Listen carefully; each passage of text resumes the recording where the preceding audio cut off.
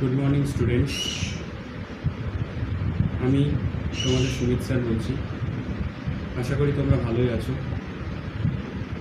আমরা জানি এই সময় পৃথিবী তথা সমগ্র ভারতবর্ষ এক কঠিন পরিস্থিতির মধ্যে দিয়ে অগ্রসর হচ্ছে। তো এই পরিস্থিতিতে আমাদের স্কুল বন্ধ।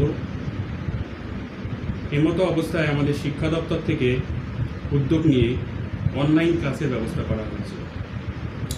তো আমি তোমাদের আজকে বল ও গতি চ্যাপ্টার শুরু করব। তো প্রথমেই আমাদেরকে জানতে হবে স্থিতি ও গতি। স্থিতি ও গতি অর্থাৎ স্থির বস্তু আর গতিশীল বস্তু, এই দুটো সম্পর্কে তোমাদের স্বচ্ছ ধারণা থাকা দরকার। স্থির বস্তু কাকে বলছে? যদি কোনো বস্তু পারিপার্শ্বিক বস্তুর সাপেক্ষে সময়ের সঙ্গে স্থান পরিবর্তন না করে। স্থির বস্তু পারিপার্শ্বিক বস্তুর সাপেক্ষে সময়ের সহিত স্থান পরিবর্তন করবে না। গতিশীল বস্তু সময়ের সহিত স্থান পরিবর্তন করবে। তাহলে বোঝা গেল জিনিসটা। সাপোজ তোমরা দেখছো রাস্তাঘাট গাছপালা সবই স্থির, কারণ এরা পারিপার্শ্বিক বস্তু সাপেক্ষে সময়ের সঙ্গে স্থান পরিবর্তন করছে না।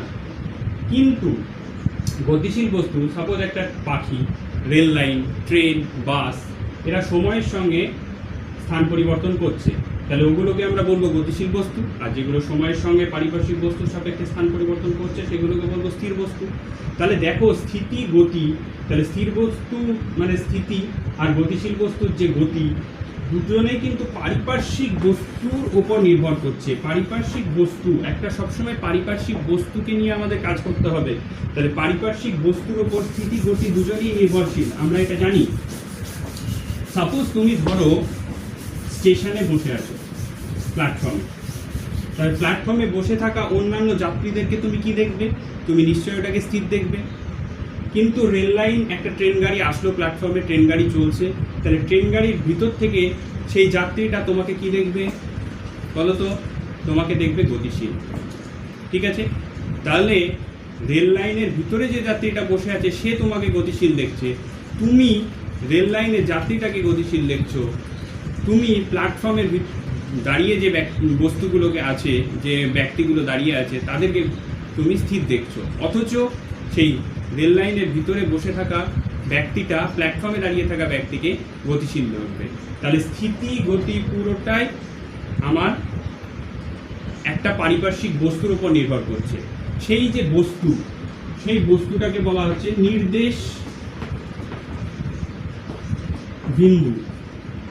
মানে একটা বিন্দু সাপেক্ষে আমি স্থিতি গতি বিচার করছি, বা একটা বস্তু সাপেক্ষে আমি স্থিতি গতি বিচার করছি, সেটাকে বলা হচ্ছে নির্দেশ বিন্দু। ক্লিয়ার? এবার আমার তার মানে বোঝা যাচ্ছে স্থিতি গতি পুরোটাই আপেক্ষিক। ঠিক আছে? আচ্ছা, নেক্সট টপিকে এবার আমরা আসি। এবার আমরা পড়ব গতি দুই প্রকার। গতিকে দুটো ভাগে ভাগ করা যায়, একটা হচ্ছে চলন, একটা হচ্ছে ঘূর্ণন। চলন আর ঘূর্ণন। চলন গতি, ঘূর্ণন গতি, আরো একটা আছে মিশ্র গতি। চলন মানে সিম্পল সরল রেখায় চলবে। তাহলে ফার্স্ট আমি চলনটাকে নিয়ে কাজ করি। ক্লিয়ার?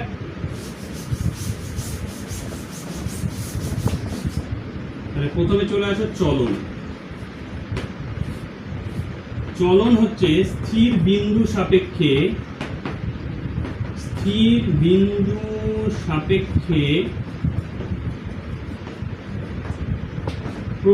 প্রত্যেক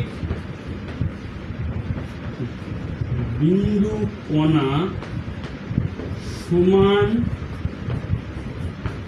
দূরত্ব অতিক্রম করবে। সাপোজ এটা একটা বস্তু, তিনটে কণা A1 A2 and A3। বস্তুটা সরলরেখা বরাবর চলে একটা সময় পরে A2 তে গেল, B2 তে গেল,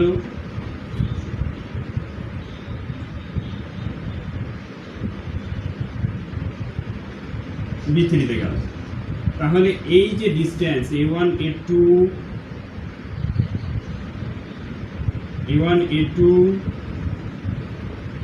B1 এটাকে C1 করে দাও, তাহলে B1 B2 C1 C2। তাহলে এখানে A1 A2 is equals to B1 B2 is equals to C1 C2। এই তিনটে ডিসটেন্স যদি সমান হয় তাহলে এই যে গতি এটাকে বলবো আমি চলন গতি। যেমন কোনো বস্তু ট্রেন গাড়ির চলন, ঠিক আছে, বা সরলরৈখিক গতি, এটাকে সরলরৈখিক গতিও বলতে পারি আমরা। বোঝা গেছে জিনিসটা? ওকে, নেক্সট টপিকে চলে এসো,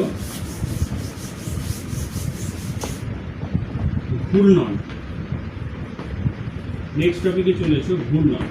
ঘূর্ণনটা কি হবে? নির্দিষ্ট কোনো একটা বিস্তৃত বস্তু, মানে একটা বিস্তৃত বস্তু কোনো নির্দিষ্ট বিন্দু বা অক্ষ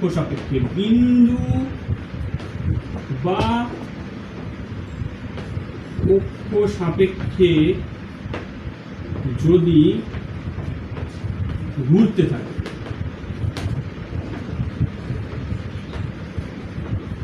তাকে ঘূর্ণন গতি বলা হয়।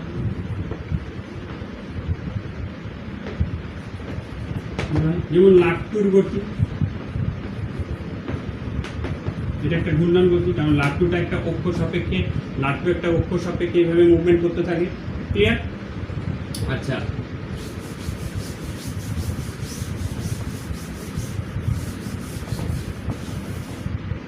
ট্রেনের গতি, যেটা ট্রেনের চাকার গতির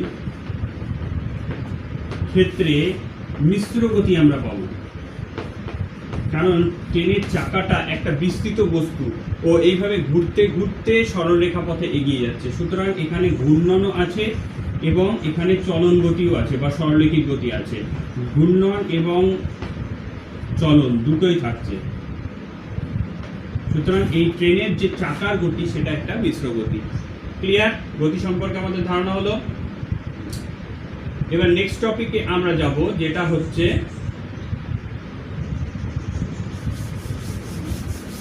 সরণ।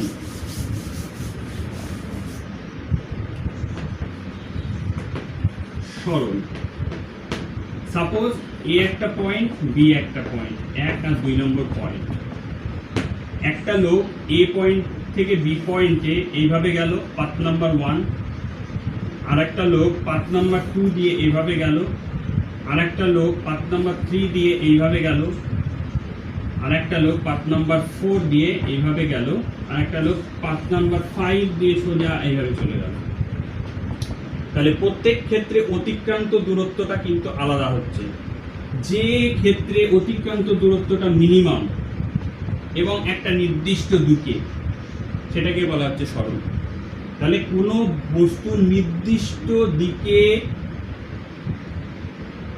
সর্বনিম্ন অতিক্রান্ত দূরত্বকে বলা হচ্ছে সরণ। নির্দিষ্ট দিকে সর্বনিম্ন অতিক্রান্ত দূরত্ব, যেটা অতিক্রান্ত দূরত্ব থাকছে সেটাই হচ্ছে সরণ। তাহলে এ থেকে বিতে সরণ কোনটা হচ্ছে? এই যে 5 নম্বর যে পাথটা আছে সেটাকে আমরা সরণ হিসাবে কনসিডার করব। ক্লিয়ার? তাহলে সরণ একটা, যেহেতু সরণের দিক আছে, তাহলে সরণ একটা ভেক্টর রাশি। ক্লিয়ার? তাহলে সরণ একটা ভেক্টর রাশি। বুঝতে পারলাম? আচ্ছা, তাহলে সরণ এর একক, সরণের একক হচ্ছে আমরা তিনটে পদ্ধতিতে জানি। সিজিএসএ একক হচ্ছে সেন্টিমিটার, এসআই একক হচ্ছে মিটার। এপিএস পদ্ধতি দরকার নেই। আচ্ছা, এবার একটা বস্তু এ স্থান থেকে যাত্রা শুরু করলো, বি স্থানে গেল, আবার বি স্থান থেকে এ স্থানে ফিরে এলো। এ স্থান থেকে যাত্রা শুরু করে বি স্থানে গেল, বি স্থান থেকে আবার এ স্থানে ফিরে এলো। অর্থাৎ বস্তুটার প্রাথমিক বিন্দু এবং অন্তিম বিন্দু যদি একই পজিশনে থাকে, যদি মিলিত হয়, তাহলে সেক্ষেত্রে বস্তুটার সরণ শূন্য হবে। তাহলে সরণ শূন্য হবে, কিন্তু অতিক্রান্ত দূরত্ব এখানটায় কি হবে? যদি A B plus B A, that's mean 2ab অতিক্রান্ত দূরত্ব। এখানে অতিক্রান্ত দূরত্ব কিন্তু শূন্য নয়। তো কোশ্চেন আসতে পারে এমন একটা কন্ডিশন দেখাও যেখানে অতিক্রান্ত দূরত্ব শূন্য নয় কিন্তু সরণ শূন্য। তাহলে আমরা এটা বলবো যে একটা বস্তু বা এ পয়েন্ট থেকে যাত্রা শুরু করে, বি পয়েন্টে গেল, আবার পুনরায় বি পয়েন্ট থেকে এ পয়েন্টে ফিরে আসলো। এক্ষেত্রে অতিক্রান্ত দূরত্ব হবে এ পয়েন্ট থেকে বি পয়েন্টের দূরত্ব হচ্ছে এ বি যদি হয়, তাহলে অতিক্রান্ত দূরত্ব হবে A B plus B A is equals to 2ab। But যেহেতু প্রাথমিক বিন্দু এবং শেষ বিন্দু দুটো একই পয়েন্টে মিলিত হয়েছে, তাই এখানটায় সরণ হবে শূন্য। ক্লিয়ার? আরও আমরা অনেক এক্সাম্পল নিতে পারি। এক্ষেত্রে ধরা যাক একটা বলকে এইভাবে আমরা ওপরে তুললাম, তাহলে অভিকর্ষ টানে বলটা উঠে আবার আমার হাতেই ফিরে এলো। এক্ষেত্রে বস্তুটার প্রাথমিক পয়েন্ট এবং অন্তিম পয়েন্ট একই জায়গায়, এক্ষেত্রেও সরণ শূন্য হবে। বোঝা গেল সরণ সম্পর্কে ধারণা? আচ্ছা, এবার চলে আসো দ্রুতি।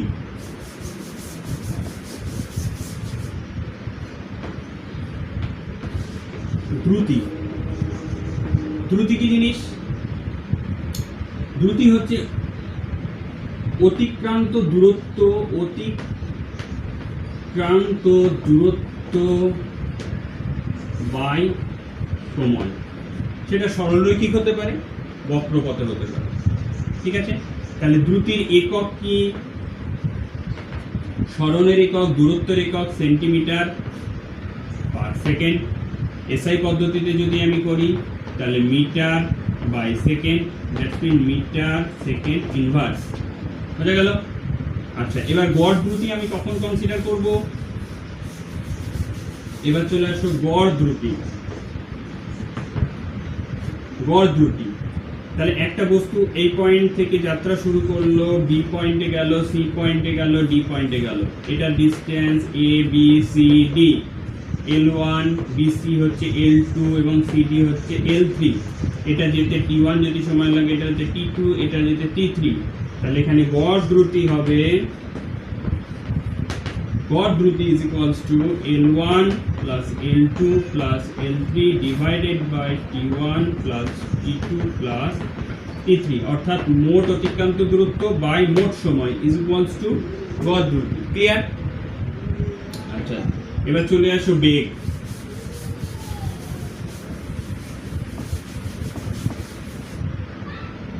এবার চলে আসো বেগ। বেগ হচ্ছে সরণ ডিভাইডেড বাই সময়। তার মানে কোনো নির্দিষ্ট দিকে একক সময়ে যে দূরত্ব অতিক্রম করে সেটাই হচ্ছে বেগ। তাহলে নির্দিষ্ট দিকে একক সময়ে যে দূরত্ব অতিক্রম করে তাকে বেগ বলে। ক্লিয়ার? তাহলে বেগ কাকে বলে বুঝতে পারলাম আমরা। তো এবার আমাদের বেগের একক কি হবে? তাহলে সরণ, যেহেতু সরণের একক হচ্ছে SI মিটার এবং সময় হচ্ছে t, তো সো এটা metre into tea time second, তো মিটার বাই সেকেন্ড। সরণ যেহেতু একটা ভেক্টর রাশি, তাহলে বেগও একটা ভেক্টর রাশি হবে। ক্লিয়ার? আর দ্রুতি কি ছিল? অতিক্রান্ত দূরত্ব যেহেতু একটা স্কেলার রাশি, তাহলে দ্রুতি একটা স্কেলার রাশি। তাহলে দ্রুতি বেগের মধ্যে আমরা পার্থক্য বুঝতে পারছি। মেন পার্থক্য, দ্রুতি একটা হচ্ছে স্কেলার রাশি এবং বেগ হচ্ছে একটা ভেক্টর রাশি। ক্লিয়ার? এবার চলে আসো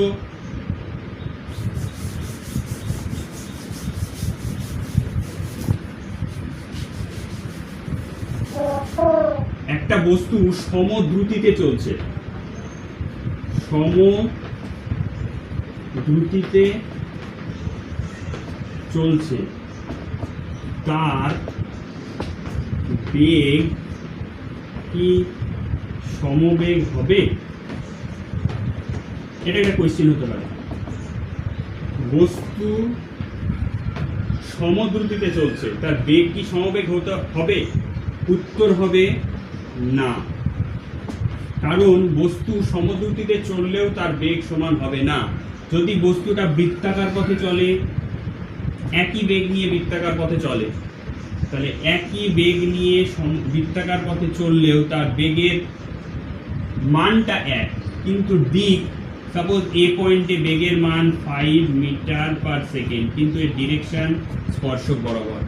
এখান থেকে যখন বি পয়েন্টে গেল, এই বেগের মান এখানেও 5 মিটার পার সেকেন্ডই আসলো, কিন্তু এর ডিরেকশন স্পর্শক বরাবর। সুতরাং দেখতে পাচ্ছ, আমরা একটা বৃত্তাকার পথে যখন একটা বস্তু মুভমেন্ট করছে, তখন তার দ্রুতিটা সমান থাকলেও বেগটা সমান থাকছে না, কারণ বেগের ডিরেকশন চেঞ্জ হয়ে যাচ্ছে। সুতরাং আমরা বলতে পারি যে সমদ্রুতিতে চলা বস্তু সমবেগ হবে না।